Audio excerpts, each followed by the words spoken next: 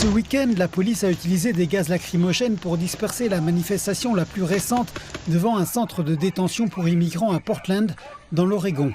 Le président américain Donald Trump avait ordonné l'envoi de troupes de la garde nationale dans la ville pour aider les autorités à procéder à des expulsions dans le cadre de sa campagne de répression de l'immigration.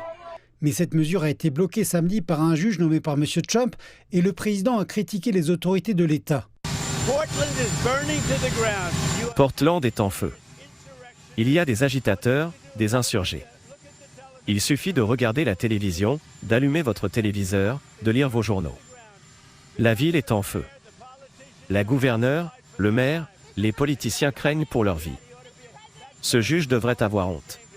Mais le plus haut magistrat de l'Oregon a salué cette décision. Je pense que nous savons tous que nous sommes actuellement dans une situation extrêmement dangereuse aux États-Unis.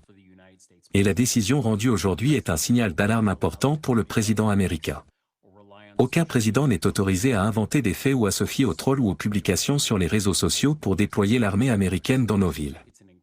Cela crée un précédent extrêmement dangereux aux États-Unis, et la décision d'aujourd'hui met en échec ce qui semble être une tentative du président de normaliser la présence de l'armée américaine dans nos villes.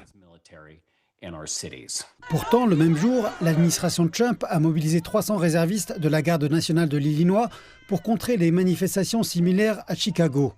Les tensions se sont enflammées après que des agents de la police des frontières ont fait feu et blessé une femme dont les autorités soutiennent qu'elle était armée. Ils lancent des bombes fumigènes lorsqu'ils s'en vont. Comment peuvent-ils savoir si nous sommes en danger ? Nous sommes en danger tout le temps avec eux ici. Le gouverneur démocrate de l'État a déclaré que cet ordre était absolument scandaleux et anti-américain, car il exige d'un gouverneur qu'il envoie des troupes militaires à l'intérieur de nos propres frontières et contre notre volonté.